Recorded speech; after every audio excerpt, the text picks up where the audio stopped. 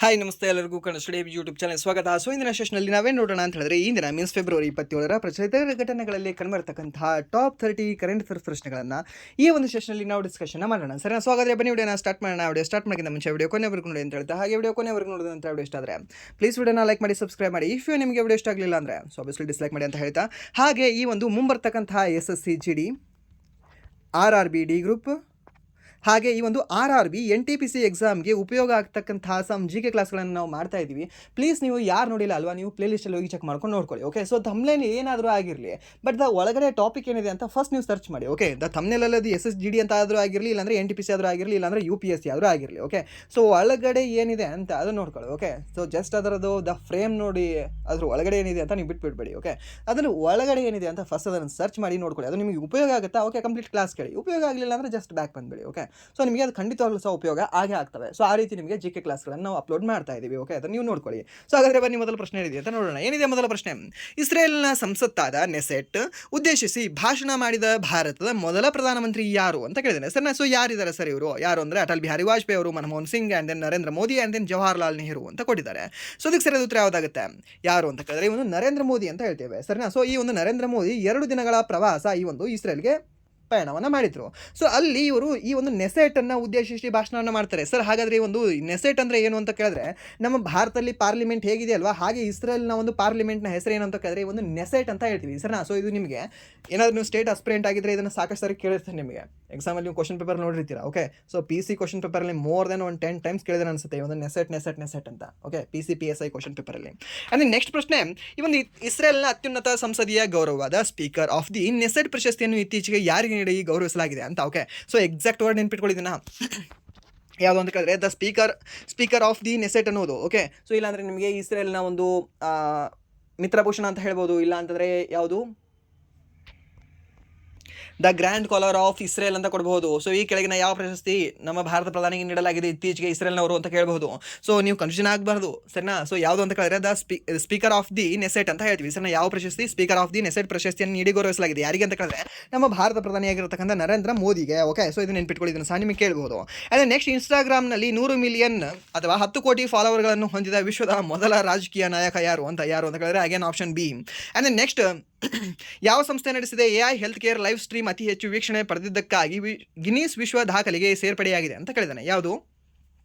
AI health care live stream ಅತಿ ಹೆಚ್ಚು ವೀಕ್ಷಣೆ ಪಡೆದಕ್ಕಾಗಿ ಗಿನ್ನೀಸ್ ದಾಖಲೆಯನ್ನು ಸೇರ್ಪಡೆಯಾಗಿದೆ ಅಂತ ಯಾವ ಸಂಸ್ಥೆ ನಡೆಸಿದೆ ಸರ್ ಇದನ್ನು? ಯಾವ ಸಂಸ್ಥೆ ಅಂದರೆ ಏಮ್ಸಾ, ICMR, ಇಲ್ಲ ಅಂತಂದರೆ NBEMSI ಅಥವಾ ಈ ಒಂದು WHO ಅಂತ ಕೊಟ್ಟಿದ್ದಾನೆ ಸರ್. ಯಾವುದು ಅಂತ ಕೇಳಿದ್ರೆ ಈ national board of examination in medical sciences ಅಂತ ಹೇಳ್ತೀವಿ ಸರ್. ಈ ಒಂದು ಸಂಸ್ಥೆ ನಡೆಸಿರ್ತಕ್ಕಂಥ ಈ ಲೈವ್ ಸ್ಟ್ರೀಮ್ ಗಿನ್ನಿಸ್ ವರ್ಲ್ಡ್ ರೆಕಾರ್ಡ್ಗೆ ಸೇರ್ಪಡೆಯಾಗಿದೆ ಸರ್. ಯಾವುದು ಅಂತ ಕೇಳಿದ್ರೆ ಒಂದು NBEMS ಫುಲ್ ಫಾರ್ಮ್ ಏನು ಅಂದರೆ national board of examination in medical sciences ಅಂತ ಹೇಳ್ತೀವಿ ಸರ್. ಹಾಗಾದರೆ ಈ ಒಂದು NTA ಯಾವ ಎಕ್ಸಾಮ್ ನಡೆಸ್ತದೆ? JEE ಎಕ್ಸಾಮ್ ಆ್ಯಂಡ್ ದೆನ್ ಈ ಒಂದು ನೀಟ್ ಎಕ್ಸಾಮ್ ನಡೆಸ್ತಕ್ಕಂಥ ಸಂಸ್ಥೆ ಯಾವುದು ಅಂತ ಕೇಳಿದ್ರೆ NTA ಅಂತ ಹೇಳ್ತೀವಿ ಸರ್. ಇದು ಇಂಪಾರ್ಟೆಂಟ್ ಆಗುತ್ತಾ? ಅಲ್ಲ, ಮೀನ್ಸ್ ನಿಮಗೆ ಇನ್ಫಾರ್ಮೇಷನ್ ಗೊತ್ತಿರಬೇಕೆಲ್ಲವೂ ಸಹ, ಯಾರು ನಡೆಸ್ತಾರೆ ಏನೇನು ಅಂತ. ಓಕೆ, ಸೊ ಈ NTA ನೀಟ್ ಎಕ್ಸಾಮನ್ನು ಸಹ NEET exam and then JEE ಎಕ್ಸಾಮನ್ನು ಎರಡನ್ನೂ ಸಹ ನಡೆಸ್ತಕ್ಕಂಥ ಒಂದು ಸಂಸ್ಥೆ ಯಾವುದು ಅಂತ ಕೇಳಿದ್ರೆ ಒಂದು NTA ಅಂತ ಹೇಳ್ತೀವಿ, ನ್ಯಾಷನಲ್ ಟೆಸ್ಟಿಂಗ್ ಏಜೆನ್ಸಿ ಅಂತ ಹೇಳ್ತೀವಿ. ಆ್ಯಂಡ್ ದೆನ್ ನೆಕ್ಸ್ಟ್ ಪ್ರಶ್ನೆ,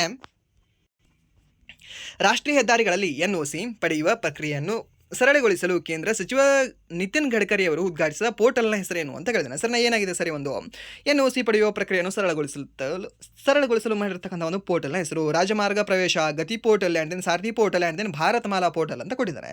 ಸೊ ಇದಕ್ಕೆ ಸರಿಯಾದ ಉತ್ತರ ಯಾವುದಾಗುತ್ತೆ ಅಂದರೆ ಒಂದು ರಾಜಮಾರ್ಗ್ ಪೋರ್ಟಲ್ ಅಂತ ಹೇಳ್ತೀವಿ ಸರ್. ಯಾವುದು? ಒಂದು ರಾಜಮಾರ್ಗ್ ಪ್ರವೇಶ ಅಂತ ಹೇಳ್ತೀವಿ. ಇದು ನೆನ್ಪಿಟ್ಕೊಳ್ಳಿ. ಆ್ಯಂಡ್ ದೆನ್ ನೆಕ್ಸ್ಟ್ ಪ್ರಶ್ನೆ, ಕರ್ನಾಟಕ ರಾಜ್ಯ ಸರ್ಕಾರವು ಇತ್ತೀಚೆಗೆ ಯಾವ ಬೆಳೆಗಾರರಿಗಾಗಿ 300 ಕೋಟಿ ಬಾಕಿ ಮೊತ್ತವನ್ನು ಬಿಡುಗಡೆ ಮಾಡಿದರು ಅಂತ ಕೇಳಿದ್ದೇನೆ. ಓಕೆ, ಸೊ ಯಾರಿಗೆ ಬಿಡುಗಡೆ ಮಾಡಿದ್ದಾರೆ ಸರ್ ಇದನ್ನು?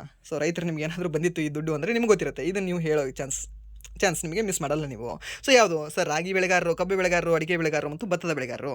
ಸರ್ ಇವಾಗ ದ ಹೈಪಲ್ಲಿರೋದು ಯಾವುದು ಅಂತ ಹೇಳಿದ್ರೆ ಒಂದು ಕಬ್ಬು ಬೆಳೆಗಾರರು. ಓಕೆ, ಸೊ ಮೀನ್ಸ್ ಈ ಒಂದು ಕಬ್ಬು ಬೆಳೆಗಾರರಿಗೆ 300 ಕೋಟಿ ಬಾಕಿ ಮೊತ್ತವನ್ನು ಬಿಡುಗಡೆ ಮಾಡಿದೆ ಯಾವ ಸರ್ಕಾರ ಅಂತ ಕೇಳಿದ್ರೆ ಈ ಒಂದು ಕರ್ನಾಟಕ ರಾಜ್ಯ ಸರ್ಕಾರ. ಯಾವ ಬೆಳೆಗಾರರಿಗೆ ಅಂತ ಕೇಳಿದ್ರೆ ಒಂದು ಕಬ್ಬು ಬೆಳೆಗಾರರಿಗೆ. ಓಕೆ, ಇದನ್ನು ಸಹ ನೀವು ನೆನ್ಪಿಟ್ಕೊಳ್ಳಿ.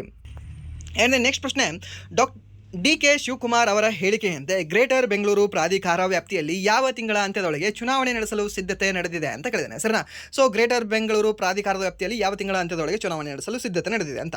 ಯಾವ ತಿಂಗಳ ಅಂತ್ಯದಲ್ಲಿ ಅಂತ ಕೇಳಿದ್ರೆ ಒಂದು ಮೇ ತಿಂಗಳ ಅಂತ್ಯದಲ್ಲಿ ಈ ಒಂದು ಚುನಾವಣೆಯನ್ನು ನಡೆಸಲಿಕ್ಕೆ ಅವರು ಸಿದ್ಧತೆಯನ್ನು ಮಾಡಿಕೊಂಡಿದ್ದಾರೆ. ಆ್ಯಂಡ್ ನೆಕ್ಸ್ಟ್ ಪ್ರಶ್ನೆ, ಆರ್ಥಿಕ ಸಮೀಕ್ಷೆಯ ಅಂದಾಜಿನ ಪ್ರಕಾರ 2026 ಭಾರತದ ನಿಜವಾದ GDPಯ ವೃದ್ಧಿ ದರ ಎಷ್ಟು ಇರಲಿದೆ ಅಂತ ಕೇಳಿದಾನೆ. ಟ್ರೂ GDP ಕೇಳಿದ ನೋಡಿ, ನಿಜ ಜಿ ಡಿ ಪಿಯ ವೃದ್ಧಿ ದರ ಎಷ್ಟಿರಲಿದೆ ಅಂತ ಯಾವ ಒಂದು ಆರ್ಥಿಕ ಸಮೀಕ್ಷೆಯ ಪ್ರಕಾರ, ಆರ್ಥಿಕ ಸಮೀಕ್ಷೆಯ ಅಂದಾಜಿನ ಪ್ರಕಾರ. ಓಕೆ, ಸೊ ನಮ್ಮ ಭಾರತದ್ದು ಎಷ್ಟು ಸರ್ ಇದು? Option A 6.5%, option B 7.0%, and then option C 7.4%, and then option D ಏನಿದೆ ಅಂದರೆ 8.4%, 8.1% ಅಂತ ಕೊಟ್ಟಿದ್ದಾನೆ. ಸೊ ಇದಕ್ಕೆ ಸರಿಯಾದ ಉತ್ತರ ಯಾವುದಾಗುತ್ತೆ? ಸೊ ಇದಕ್ಕೆ ಸರಿಯಾದ ಉತ್ತರ ಬಂದುಬಿಟ್ಟು ಆಪ್ಷನ್ ಸಿ ಅಂತ ಹೇಳ್ತೀವಿ. ಯಾವುದು? ಈ ಒಂದು 7.4% ಅಂತ ಹೇಳ್ತೀವಿ. ಸೊ ಇದನ್ನು ನೆನ್ಪಿಟ್ಕೊಳ್ಳಿ. ಅದೇ ನೆಕ್ಸ್ಟ್ ಪ್ರಶ್ನೆ, ಇತ್ತೀಚಿನ ದಿನಗಳಲ್ಲಿ ಭಾರತದಲ್ಲಿ ಯಾವ ಆರೋಗ್ಯ ಸಮಸ್ಯೆಯ ಬಗ್ಗೆ ಜಾಗೃತಿ ಮೂಡಿಸಲು ಆರೋಗ್ಯ ಇಲಾಖೆ ಮುನ್ನೆಚ್ಚರಿಕೆ ನೀಡಿದೆ ಅಂತ ಕೇಳಿದ್ದಾನೆ. ಸರಿ, ಯಾವುದು? ಈ ಒಂದು ಪಾರ್ಶ್ವವಾಯು, ಮಲೇರಿಯಾ, ಅನಿಮಿಯಾ ಮತ್ತು ಈ ಒಂದು ಕ್ಷಯರೋಗ ಅಂತ ಹೇಳ್ತೀವಿ. ಸೊ ಇದಕ್ಕೆ ಯಾವುದು ಸರಿಯಾದ ಉತ್ತರ? ಸೊ ಇದಕ್ಕೆ ಸರಿಯಾದ ಉತ್ತರ ಬಂದುಬಿಟ್ಟು ಆಪ್ಷನ್ ಬಿ, ಆಪ್ಷನ್ ಎ ಪಾರ್ಶ್ವವಾಯು ಅಂತ ಹೇಳ್ತೀವಿ. ಸರ್ ಯಾವುದು? ಒಂದು ಸ್ಟ್ರೋಕ್ ಅಂತ ಹೇಳ್ತೇವೆ. ಈ ಒಂದು ಸ್ಟ್ರೋಕ್ನ ಒಂದು ಸಮಸ್ಯೆಯ ಬಗ್ಗೆ ಜಾಗೃತಿ ಮೂಡಿಸಲು ಆರೋಗ್ಯ ಇಲಾಖೆ ಮುನ್ನೆಚ್ಚರಿಕೆ ನೀಡಿದೆ. ಯಾವ ಒಂದು ಸರ್ಕಾರ ಅಂತ ಹೇಳಿದ್ರೆ ನಮ್ಮ ಭಾರತ ಸರ್ಕಾರ ಅಂತ ಹೇಳ್ತೇವೆ. ಅಂದರೆ ನೆಕ್ಸ್ಟ್ ಪ್ರಶ್ನೆ, ಪಾರ್ಶ್ವವಾಯು ಮೀನ್ಸ್ ಈ ಒಂದು ಸ್ಟ್ರೋಕ್ ಉಂಟಾಗಲು ಮುಖ್ಯವಾಗಿ ಯಾವುದರ ಕೊರತೆ ಅಥವಾ ಅಡಚಣೆ ಕಾರಣವಾಗಿರುತ್ತದೆ ಅಂತ ಕೇಳಿದಾನೆ. ಓಕೆ, ಇವಾಗ ಪಾರ್ಶ್ವವಾಯು ಉಂಟಾಗುತ್ತದೆ ಸರ್, ಸ್ಟ್ರೋಕ್ ಆಗಿದೆ, ಲೆಫ್ಟ್ ಪ್ಯಾರಲೈಸಿಸ್ ಆಗಿದೆ, ಸ್ಟ್ರೋಕ್ ಆಗಿದೆ, ಓಕೆ, ಬ್ರೈನ್ ಸ್ಟ್ರೋಕ್ ಆಗಿದೆ. ಸೊ ಯಾಕಾಗುತ್ತೆ ಇದು ಸ್ಟ್ರೋಕ್ ಅಂತ? ಯಾಕೆ? ಈ ಒಂದು ಮೂಳೆಗಳ ಸವೆತ, ಆ್ಯಂಡ್ ದೆನ್ ಮೆದುಳಿಗೆ ರಕ್ತ ಪೂರೈಕೆ ಅಡಚಣೆ ಆಗುತ್ತೆ, ಆ್ಯಂಡ್ ದೆನ್ ಜೀರ್ಣಕ್ರಿಯೆಯ ತೊಂದರೆ ಆಗುತ್ತೆ, ಆ್ಯಂಡ್ ದೆನ್ ಶ್ವಾಸಕೋಶದ ಸೋಂಕು ಆಗುತ್ತೆ ಅಂತ ಕೊಟ್ಟಿದ್ದಾನೆ. ಸೊ ಇದಕ್ಕೆ ಸರಿಯಾದ ಉತ್ತರ ಯಾವುದು ಅಂತ ಕೇಳಿದ್ರೆ ಒಂದು ಮೆದುಳಿಗೆ ರಕ್ತ ಪೂರೈಕೆ ಅಡಚಣೆ ಆಗುತ್ತೆ. ಓಕೆ, ಸೊ ಮೆದುಳಿಗೆ ಏನಾದರೂ ರಕ್ತ ಪೂರೈಕೆ ಕರೆಕ್ಟಾಗಿ ಆಗಲಿಲ್ಲ ಅಂತಂದರೆ ಅವಾಗ ಏನಾಗುತ್ತೆ? ಬ್ರೈನ್ ಸ್ಟ್ರೋಕ್ ಆಗುತ್ತೆ ನೋಡಿ.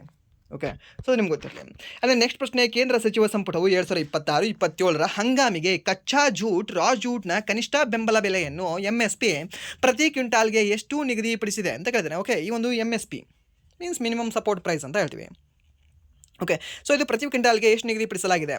ಯಾವುದಕ್ಕೆ? ಈ ಒಂದು ರಾ ಜೂಟ್ಗೆ. ಈ ರಾ ಜೂಟ್ಗೆ ನಾವೇನಂತ ಹೇಳ್ತೀವಿ? ಜೂಟ್ ಅಂದರೆ ದ ಗೋಲ್ಡನ್ ಫೈಬರ್ ಅಂತ ಹೇಳ್ತೀವಿ. ಓಕೆ, ಬಂಗಾರದ ನಾರು ಯಾವುದು ಅಂತ ಕೇಳಿದ್ರೆ ಒಂದು ಸೆಣಬು ಅಂತ ಹೇಳ್ತೀವಿ. ಓಕೆ, ಸೊ ಅದಕ್ಕೆ ಎಷ್ಟು ನಿಗದಿಪಡಿಸಲಾಗಿದೆ ಅಂತ ಕೇಳಿದ್ರೆ ಸರ್ ದ್ಯಾಟ್ ಈಸ್ 5,925 ರೂಪಾಯಿ. ಎಷ್ಟು? ಈ ಒಂದು 5,925 ರೂಪಾಯಿ ಘೋಷಣೆಯನ್ನು ಮಾಡಿದೆ. ಓಕೆ, ಸೊ MSP ನಾವು ಇಷ್ಟು ಕೊಡ್ತೀವಿ ಅಂತ ಹೇಳಿದೆ. ಆ್ಯಂಡ್ ನೆಕ್ಸ್ಟ್ ಪ್ರಶ್ನೆ, ಕೇಂದ್ರ ಆರೋಗ್ಯ ಸಚಿವಾಲಯವು 14 ವರ್ಷದ ಬಾಲಕಿಯರಿಗಾಗಿ ಯಾವ ಕಾಯಿಲೆಯ ವಿರುದ್ಧ ದೇಶಾದ್ಯಂತ ಉಚಿತ ಲಸಿಕಾ ಅಭಿಯಾನವನ್ನು ಘೋಷಿಸಿದೆ ಅಂತ ಕೇಳಿದೆ. ಓಕೆ, 9ರಿಂದ 14 ವರ್ಷದ ಬಾಲಕಿಯರಿಗಾಗಿದೆ, ಸ್ಪೆಷಲಿ 9ರಿಂದ 14, ಜಸ್ಟ್ 14 ಅಲ್ಲ, 9ರಿಂದ 14. ಓಕೆ, ಸೊ ಅದು ಯಾವುದು? ಸ್ತನ ಕ್ಯಾನ್ಸರ್, ಗರ್ಭಕಂಠದ cancer, and then next malaria ಮತ್ತು ಪೋಲಿಯೋ ಅಂತ ಕೊಟ್ಟಿದ್ದಾರೆ. ಸೊ ಅದಕ್ಕೆ ಸರಿಯಾದ ಉತ್ತರ ಯಾವುದಾಗುತ್ತೆ? ಸೊ ಯಾವುದು ಅಂತ ಅಂದರೆ ಸರ್ ದ್ಯಾಟ್ ಈಸ್ ಈ ಒಂದು ಗರ್ಭಕಂಠದ ಕ್ಯಾನ್ಸರ್ ಅಂತ ಹೇಳ್ತೀವಿ. ಈ ಒಂದು ಸರ್ವಿಕಲ್ ಕ್ಯಾನ್ಸರ್ HPV ಲಸಿಕೆ ಅಂತ ಹೇಳ್ತೀವಿ. ಅವ್ರಿಗೆ ಯಾವುದನ್ನು ಲಸಿಕೆ ಕೊಡ್ತಾರೆ ಅಂತ ಹೇಳಿದ್ರೆ ಈ ಒಂದು HPV ಲಸಿಕೆ ಕೊಡ್ತಾರೆ. ನೆನ್ಪಿಟ್ಕೊಳ್ಳಿದನ ಸರಿನಾ? ಸೊ ಇದು this is the most important question science and ಟೆಕ್ಕಲ್ಲಿ. ಆ್ಯಂಡ್ ದೆನ್ ನೆಕ್ಸ್ಟ್ ನಿಮಗೆ ಈ ಒಂದು ಕರೆಂಟ್ ಅಫೇರ್ಸಲ್ಲಿ. ಸೊ ಎರಡರಲ್ಲೂ ಸಹ ನಿಮಗೆ ಇದು ಇಂಪಾರ್ಟೆಂಟ್ ಆಗುತ್ತೆ. ಓಕೆ, ಆ್ಯಂಡ್ ನೆಕ್ಸ್ಟ್ ನಿಮಗೆ ಮುಂಬರ್ತಕ್ಕಂಥ ದಿನಗಳಲ್ಲಿ ಸ್ಟ್ಯಾಟಿಕಲ್ ಸಹ ಇದೇ ಕ್ವಶನ್ ಬರುತ್ತೆ. ಓಕೆ, ಯಾವುದೇ ಒಂದು ಗರ್ಭಕಂಠದ ಕ್ಯಾನ್ಸರ್ಗೆ ನೀಡಲಾಗ್ತಕ್ಕಂಥ ಲಸಿಕೆ ಹೆಸರೇನು ಅಂತ, ಯಾವ ಹೆಸರಾಗಿದೆ ಯಾವುದು ಅಂತ ಹೇಳಿದ್ರೆ ಒಂದು HPV ಲಸಿಕೆ ಅಂತ ಹೇಳ್ತೀವಿ. ಓಕೆ, ಸೊ ನಿಮ್ಗೆ ಗೊತ್ತಿರಲಿ, ಮೊದಲೆಲ್ಲ ಆನೆಕಾಲು ರೋಗಕ್ಕೆ ಈ ಅದು ಅಲ್ಬೆಂಡಾಜೋಲ್ ಅಂತ, ಅನ್ಬೆಂಡಾಜೋಲ್ ವಾಟ್ ಎವರ್ ಮೀನ್ಸ್ ಆ ರೀತಿ ಒಂದು ಪ್ರನೌನ್ಸ್ ವರ್ಡ್ ಅದು. ಸೊ ಮೀನ್ಸ್ ಆ ಒಂದು ಟ್ಯಾಬ್ಲೆಟನ್ನು ಕೊಡ್ತಾಯಿದ್ರು. ಅದನ್ನು ಸಹ ನಿಮಗೆ ಎಕ್ಸಾಮಲ್ಲಿ ಕೇಳಿದ್ದ, ಐ ಥಿಂಕ್ ಇನ್ ಸ್ಟೇಟ್ ಎಕ್ಸಾಮಲ್ಲಿ ಅನಿಸುತ್ತೆ, ಸ್ಟೇಟ್ ಎಕ್ಸಾಮಲ್ಲಿ ಸೆಂಟ್ರಲ್ ಎಕ್ಸಾಮಲ್ಲೂ ಗೊತ್ತಿಲ್ಲ, ಬಟ್ ಅದನ್ನು ಕೇಳಿದ್ದ. ಓಕೆ, ಸೊ ಆ ರೀತಿ ಇದನ್ನು ಸಹ ಕೇಳೋ ಚಾನ್ಸಸ್ ಇರುತ್ತೆ. ಇದನ್ನು ನೆನ್ಪಿಟ್ಕೊಳ್ಳಿ, ಯಾವುದು ಅಂದರೆ HPV ಲಸಿಕೆ ಅಂತ ಹೇಳ್ತೇವೆ. ಆ್ಯಂಡ್ ನೆಕ್ಸ್ಟ್ ಪ್ರಶ್ನೆ, ಜಮ್ಮು ಕಾಶ್ಮೀರದ ಯಾವ ವಿಮಾನ ನಿಲ್ದಾಣದಲ್ಲಿ 1,677 ಕೋಟಿ ವೆಚ್ಚದಲ್ಲಿ ಸಿವಿಲ್ ಎನ್ಕ್ಲೇವ್ ಅಭಿವೃದ್ಧಿಪಡಿಸಲು ಕೇಂದ್ರ ಸಚಿವ ಸಂಪುಟ ಅನುಮೋದನೆ ನೀಡಿದೆ ಅಂತ ಕೇಳಿದ್ದೇನೆ. ಸರಿನಾ? ಎಲ್ಲಿ ಕಂಡುಬರುತ್ತೆ ಸರ್ ಇದು? ಯಾವ ವಿಮಾನ ನಿಲ್ದಾಣ ಅಂತ? ಯಾವ ವಿಮಾನ ನಿಲ್ದಾಣ ಸರ್? ದ್ಯಾಟ್ ಈಸ್ ಈ ಶ್ರೀನಗರ ವಿಮಾನ ನಿಲ್ದಾಣ ಅಂತ ಹೇಳ್ತೀವಿ. ಯಾವ ವಿಮಾನ ನಿಲ್ದಾಣ? ಈ ಒಂದು ಶ್ರೀನಗರ ವಿಮಾನ ನಿಲ್ದಾಣದಲ್ಲಿ ಈ ಒಂದು ಸಿವಿಲ್ ಎನ್ಕ್ಲೇವನ್ನು ಅಭಿವೃದ್ಧಿಪಡಿಸಲು ಕೇಂದ್ರ ಸಚಿವ ಸಂಪುಟ ಅನುಮೋದನೆ ನೀಡಿದೆ. ಆ್ಯಂಡ್ ನೆಕ್ಸ್ಟ್ ಪ್ರಶ್ನೆ, ಈ ಒಂದು ಡೋಪ್ ಪರೀಕ್ಷೆಯಿಂದ ತಪ್ಪಿಸಿಕೊಂಡಿದ್ದಕ್ಕಾಗಿ ಅಥ್ಲೆಟಿಕ್ಸ್ ಇಂಟಿಗ್ರಿಟಿ ಯೂನಿಟ್ ಯಾವ ಭಾರತೀಯ ಓಟಗಾರ್ತಿಯ ಮೇಲೆ 3 ವರ್ಷಗಳ ನಿಷೇಧ ಹೇರಿದೆ ಅಂತ? ಯಾರು ಸರ್ ಇವರು? ಯಾಕೆ ಈ ಥರ ಮಾಡಿಕೊಂಡ್ರು? ಯಾರವರು? ಪೂಜಾ ಆತ್ಮಾರಾಮ್, ಹಿಮಾ ದಾಸ್ ಅವರು, ದ್ಯುತಿ ಚಂದ್ ಅವರು, ಆ್ಯಂಡ್ ದೆನ್ ದೀಪಾ ಕರ್ಮಾಕರ್ ಅವರು. ಸರಿನಾ? ಯಾರು ಅಂತ ಕೇಳಿದ್ರೆ ಆ ಒಂದು ಓಟಗಾರ್ತಿ ಪೂಜಾ ಆತ್ಮಾರಾಮ್. ಓಕೆ, ಯಾರು? ಪೂಜಾ ಆತ್ಮಾರಾಮ್, ನೆನ್ಪಿಟ್ಕೊಳ್ಳಿ. ಆ್ಯಂಡ್ ನೆಕ್ಸ್ಟ್ ಪ್ರಶ್ನೆ, ರಾಜ್ಯ ರೈಲ್ವೆ ಪೊಲೀಸ್ ಮುಖ್ಯಸ್ಥರ 7ನೇ ಅಖಿಲ ಭಾರತೀಯ ಸಮ್ಮೇಳನವು ಇತ್ತೀಚೆಗೆ ಎಲ್ಲಿ ನಡೆಯಿತು ಅಂತ ಕೇಳಿದ್ದೇನೆ. ಸರ್ ಯಾವುದು? ಈ ಒಂದು ರಾಜ್ಯದ ರೈಲ್ವೆ ಪೊಲೀಸ್ ಮುಖ್ಯಸ್ಥರ 7ನೇ ಅಖಿಲ ಭಾರತ ಸಮ್ಮೇಳನ, DGIGP ಸಮ್ಮೇಳನ ಎಲ್ಲಿ ನಡೆದಿತ್ತು? ನೆನಪಿದೆಯಾ ನಿಮಗೆ? ಸರ್ ರಾಯ್ಪುರ ಅಂತ ಹೇಳಿದರೆ ನಾನು ಹೇಳಿದ್ದೆ, ಅದು ರಾಯ್ಪುರ. ಛತ್ತೀಸ್ಗಢದ ರಾಯಪುರದಲ್ಲಿ ನಡೆದಿತ್ತು ಯಾವುದು DG and IGP ಸಮ್ಮೇಳನ. ಓಕೆ, ಅಖಿಲ ಭಾರತೀಯ ಸಮ್ಮೇಳನ. ಆ್ಯಂಡ್ ದೆನ್ ಇಲ್ಲಿ ಏನು ಕೇಳಿದ್ದಾನೆ, ರಾಜ್ಯ ರೈಲ್ವೆ ಪೊಲೀಸರ 7ನೇ ಅಖಿಲ ಭಾರತ ಸಮ್ಮೇಳನ ಅಂತ ಕೇಳಿದ್ದಾನೆ. ಎಲ್ಲಿ ನಡೆದಿದೆ ಇದು ಅಂತಂದರೆ ಸರ್, ಇದು ನಡೆದಿರೋದು ಎಲ್ಲಿ? ಈ ಒಂದು ವಿಜ್ಞಾನ ಭವನ ನವದೆಹಲಿಯಲ್ಲಿ ನಡೆದಿದೆ. ಸರ್, ಎಲ್ಲಿ ನಡೆದಿದೆ? ಒಂದು ವಿಜ್ಞಾನ ಭವನ ನವದೆಹಲಿಯಲ್ಲಿ ನಡೆದಿದೆ. ಆ್ಯಂಡ್ ನೆಕ್ಸ್ಟ್ ಪ್ರಶ್ನೆ, ಸೂಪರ್ ನೋವಾ ಸ್ಫೋಟ ಸಂಭವಿಸಬಹುದೆಂದು ವಿಜ್ಞಾನಿಗಳು ಅಂದಾಜಿಸಿರುವ ಲಾರ್ಜ್ ಮೆಗಾ ಲಾನಿಕ್ ಕ್ಲೌಡ್ನಲ್ಲಿರುವ ಬೃಹತ್ ನಕ್ಷತ್ರದ ಹೆಸರೇನು ಅಂತ ಕೇಳಿದ್ದಾನೆ. ಸರ್, ಏನಾಗಿದೆ ಸರ್ ಈ ಒಂದು ಬೃಹತ್ ನಕ್ಷತ್ರದ ಹೆಸರು ಏನಂತ ಕೇಳಿದ್ರೆ, ಒಂದು WOH G64 ಅಂತ ಹೇಳ್ತೀವಿ. ಯಾವುದೇ ಒಂದು WOH G64 ಎನ್ನುವ ಒಂದು ನಕ್ಷತ್ರ ಆಗಿದೆ. ಆ್ಯಂಡ್ ದೆನ್ ನೆಕ್ಸ್ಟ್ ಪ್ರಶ್ನೆ, ರಾಷ್ಟ್ರಪತಿ ದ್ರೌಪದಿ ಮುರ್ಮು ಅವರು ಇತ್ತೀಚೆಗೆ ರಾಷ್ಟ್ರೀಯ ಆರೋಗ್ಯ ಮೇಳ 2026 ಮಹಾರಾಷ್ಟ್ರದ ಯಾವ ಜಿಲ್ಲೆಯಲ್ಲಿ ಉದ್ಘಾಟಿಸಿದರು ಅಂತ. ಓಕೆ, ಸೊ ಯಾವುದು? ಪುಣೆ, ನಾಗ್ಪುರ, ಬುಲ್ದಾನ ಆ್ಯಂಡ್ ನಾಸಿಕ್ ಅಂತ ಕೊಟ್ಟಿದ್ದಾನೆ. ಸೊ ಇದಕ್ಕೆ ಸರಿಯಾದ ಉತ್ತರ ಯಾವುದಂದ್ರೆ ಒಂದು ಬುಲ್ದಾನ ಅಂತ ಹೇಳ್ತೀವಿ ಸರ್. ಸೊ ಯಾವುದು? ಒಂದು ಬುಲ್ದಾನ. ಯಾವುದು? ರಾಷ್ಟ್ರೀಯ ಆರೋಗ್ಯ ಮೇಳ 2026. ಆ್ಯಂಡ್ ನೆಕ್ಸ್ಟ್ ಪ್ರಶ್ನೆ, ಇತ್ತೀಚೆಗೆ ಭಾರತೀಯ ನೌಕಾಪಡೆಗೆ ಸೇರ್ಪಡೆಯಾದ 3ನೇ anti submarine warfare shallow water craft ಹೆಸರೇನು ಅಂತ ಕೇಳಿದ್ದಾನೆ. Sir, that is INS Anjadip ಅಂತ ಹೇಳ್ತೀವಿ. ಯಾವುದೇ ಒಂದು INS Anjadip, Indian naval craft, ಈ ಒಂದು ಅಂಜದೀಪ್ ಅಂತ ಹೇಳ್ತೀವಿ. ಓಕೆ, ಅದನ್ನು ನೆನ್ಪಿಟ್ಕೊಳ್ಳಿ. ಯಾವುದು? ಅಂಜದೀಪ್. ಎಲ್ಲಿ ಸೇರ್ಪಡೆಯಾಗಿದೆ ಇದು? ಚೆನ್ನೈಯಲ್ಲಿ ಸೇರ್ಪಡೆಯಾಗಿದೆ ಇದು. ಓಕೆ, ಎಲ್ಲಿ ಸೇರ್ಪಡೆಯಾಗಿದೆ? ಈ ಒಂದು ಚೆನ್ನೈಯಲ್ಲಿ ಸೇರ್ಪಡೆಯಾಗಿದೆ. ಇದು ಏನಾಗಿದೆ? Anti submarine warfare shallow water craft ಅಂತ ಹೇಳ್ತೀವಿ. ಇದು ಯಾವುದೇ ಒಂದು SWC ಸರಿನಾ? So this is the most important question. Fix ಬಂದೇ ಬರುತ್ತೆ ನಿಮಗೆ. ಇದು ಯಾವ ಎಕ್ಸಾಂಪಲ್ ಬರುತ್ತೆ ಗೊತ್ತಿಲ್ಲ, ಬಟ್ ಬಂದೇ ಬರುತ್ತೆ ಇದು. Okay, this is the confirm question ಇದು. ಆ್ಯಂಡ್ ನೆಕ್ಸ್ಟ್ ಪ್ರಶ್ನೆ, ಪೂಸಾ ಕೃಷಿ ವಿಜ್ಞಾನ ಮೇಳವನ್ನು ಇತ್ತೀಚೆಗೆ ಯಾವ ನಗರದಲ್ಲಿ ಆಯೋಜಿಸಲಾಗಿತ್ತು ಅಂತ ಕೇಳಿದಾನೆ. ಯಾವುದೇ ಒಂದು ಪೂಸಾ ಕೃಷಿ ವಿಜ್ಞಾನ ಮೇಳ ಇಲ್ಲಿ ಯೋಜನೆ ಮಾಡಲಾಗಿದೆ ಸರ್. ಇದನ್ನು ಎಲ್ಲಿ ಯೋಜನೆ ಮಾಡಲಾಗಿದೆ ಸರ್? ದ್ಯಾಟ್ ಈಸ್ ಇನ್ ನವದೆಹಲಿಯಲ್ಲಿ ಆಯೋಜನೆ ಮಾಡಲಾಗಿದೆ ಸರ್. ಯಾವುದೇ ಒಂದು ಪೂಸಾ ಕೃಷಿ ವಿಜ್ಞಾನ ಮೇಳವನ್ನು. ಆ್ಯಂಡ್ ನೆಕ್ಸ್ಟ್, ಈ ಒಂದು ಭಾರತ ಮತ್ತು ಜಪಾನ್ ನಡುವಿನ ಜಂಟಿ ಮಿಲಿಟರಿ ಸಮರಾಭ್ಯಾಸ ಧರ್ಮ ಗಾರ್ಡಿಯನ್ 7ನೇ ಆವೃತ್ತಿಯಲ್ಲಿ ಪ್ರಾರಂಭವಾಗಿದೆ ಅಂತ. ಎಲ್ಲಿ ಸರ್? ಈ ಒಂದು ಧರ್ಮಕ್ಕೆ ಆ ದೇವರೇ ಉತ್ತರ ಕೊಡಬೇಕು. ಮೀನ್ಸ್ ಈ ಒಂದು ಉತ್ತರಾಖಂಡದಲ್ಲಿ ಅದು ಪ್ರಾರಂಭವಾಗಿದೆ ಸರಿನಾ? ಸೊ ಮೀನ್ಸ್ ಏನು? ಧರ್ಮಕ್ಕೆ ಆ ದೇವರೇ ಉತ್ತರ ಕೊಡಬೇಕು. ಸೊ ಮೀನ್ಸ್ ಆ ಒಂದು ಉತ್ತರಾಖಂಡದಲ್ಲಿ ಇದು ಪ್ರಾರಂಭವಾಗಿದೆ. ಯಾವುದು? ಧರ್ಮ ಗಾರ್ಡಿಯನ್ ಯಾವ್ಯಾವ ದೇಶಗಳ ಮಧ್ಯೆ ನಡೀತದೆ? ಭಾರತ ಮತ್ತು ಜಪಾನ್. ಎಷ್ಟನೇ ಆವೃತ್ತಿ ಆಗಿದೆ? 7ನೇ ಆವೃತ್ತಿ ಆಗಿದೆ. ಓಕೆ, ಆ್ಯಂಡ್ ನೆಕ್ಸ್ಟ್ ನಿಮಗೆ ಇನ್ನೊಂದು ಸಹ ಗೊತ್ತಿರಲಿ, ವಜ್ರ ಪ್ರಹಾರ ಎನ್ನುವ ಒಂದು ಜಂಟಿ ಮಿಲಿಟರಿ ಸಮರಾಭ್ಯಾಸ ಸಹ ಆರಂಭವಾಗಿದೆ. ಎಲ್ಲಿ ಆರಂಭವಾಗಿದೆ? ಹಿಮಾಚಲ ಪ್ರದೇಶದಲ್ಲಿ ಆರಂಭವಾಗಿದೆ ಸರಿನಾ? ವಜ್ರ ಪ್ರಹಾರ ಎದ್ರ ಮೇಲೆ ಮಾಡಬೇಕು ಅಂದರೆ ಹಿಮದಂತಹ ಶಕ್ತಿ ಮೇಲೆ ಮಾಡಬೇಕು ನೋಡಿ. ಇದು ಹಿಮಾಚಲ ಪ್ರದೇಶದಲ್ಲಿ ಇದು ಆರಂಭವಾಗಿದೆ. ಆ್ಯಂಡ್ ದೆನ್ ನೆಕ್ಸ್ಟ್, ಇದು ಯಾವ್ಯಾವ ದೇಶಗಳ ಮಧ್ಯೆ ಅಂತ ಕೇಳಿದ್ರೆ ವಜ್ರ ಪ್ರಹಾರ ಅಷ್ಟು ಪವರ್ಫುಲ್ ಇರ್ತಕ್ಕಂಥ ದೇಶ ಯಾವುದು ಸರ್? USA ಮತ್ತು ನಮ್ಮ ಇಂಡಿಯಾ. ಅಂದರೆ ನೆಕ್ಸ್ಟ್, ಇದು ಎಷ್ಟನೇ ಆವೃತ್ತಿ ಆಗಿದೆ ಸರ್? ಇದು ಎಷ್ಟನೇ ಆವೃತ್ತಿ ಆಗಿದೆ ಅಂದರೆ ಸರ್ ಇದು 16ನೇ ಆವೃತ್ತಿ ಆಗಿದೆ. ಓಕೆ, ಸೊ ಇದು ಸಹ ನೆನಪಿಟ್ಕೊಳ್ಳಿ. ಕೇಳ್ತಾನೆ ನಿಮಗೆ ಆವೃತ್ತಿ ಕೇಳ್ತಾನೆ, ಯಾವ ದೇಶ ಅಂತ ಕೇಳ್ತಾನೆ, ಆ್ಯಂಡ್ ದೆನ್ ನೆಕ್ಸ್ಟ್ ಎಲ್ಲಿ ನಡೆದಿದೆ ಅಂತ ಕೇಳ್ತಾನೆ. ಸೊ ಎಲ್ಲ ಸರ್ ನಿಮ್ಗೆ ಗೊತ್ತಿರಬೇಕಾಗುತ್ತೆ. ಆ್ಯಂಡ್ ದೆನ್ ನೆಕ್ಸ್ಟ್ ಪ್ರಶ್ನೆ, ಈ ಒಂದು IISS ವರದಿಯ ಪ್ರಕಾರ ವಿಶ್ವದ ಅತಿ ಉದ್ದದ BVR ಮೀನ್ಸ್ ಈ ಒಂದು ಬಿಯಾಂಡ್ ವಿಜುವಲ್ ರೇಂಜ್ ವಾಯು ಸಂಘರ್ಷ ಎಂದು ಬಣ್ಣಿಸಲಾದ ಭಾರತ್ ಪಾಕ್ ನಡುವಿನ ಕಾರ್ಯಾಚರಣೆ ಯಾವುದು ಅಂತ ಕೇಳಿದ್ದಾನೆ. ಸರ್ ಯಾವುದು ಸರ್ ಇದು ಕಾರ್ಯಾಚರಣೆ? What's that? ಯಾವುದು ಅಂದರೆ ಸರ್ ದ್ಯಾಟ್ ಈಸ್ ಈ ಒಂದು ಆಪರೇಷನ್ ಸಿಂಧೂರ ಅಂತ ಹೇಳ್ತೀವಿ ಸರ್. ಯಾವುದೇ ಒಂದು ಆಪರೇಷನ್ ಸಿಂಧೂರ. ಆಪರೇಷನ್ ಸಿಂಧು ಅಲ್ಲ, ಮತ್ತು ಆಪರೇಷನ್ ಸಿಂಧು ಏನು ಅಂತಂದರೆ ನಿಮ್ಗೆ ನೆನಪಿರಲಿ, ಈ ಇರಾನ್ ಮತ್ತು ಇಸ್ರೇಲಲ್ಲಿ ಯುದ್ಧ ಆಗ್ತಿರುತ್ತೆ ಗೊತ್ತಾ? ಯಾವುದು? ಮತ್ತು ಇರಾನ್ ಮತ್ತು ಇಸ್ರೇಲಲ್ಲಿ ಯುದ್ಧ ಆಗ್ತಾ ಇರುತ್ತೆ.